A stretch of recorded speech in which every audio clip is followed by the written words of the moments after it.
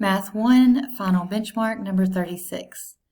A basketball coach records the number of points the team has scored during each game so far. The table shows the results. If during the next game the team scores 105 points, which statement is true? Alright, so let's look at 65, 77. So 105 is larger than all of those. So we can just stick it up there and say that's what's going to be added to the number of points for the next game.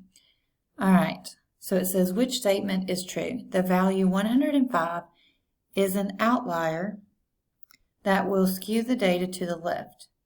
The value is an outlier that will skew the data to the right. The value is not an outlier. Okay, so the last two say it's not an outlier. So you can clearly see that 105 is far above all of the other values. So that would be considered an outlier. So we can eliminate C and D automatically.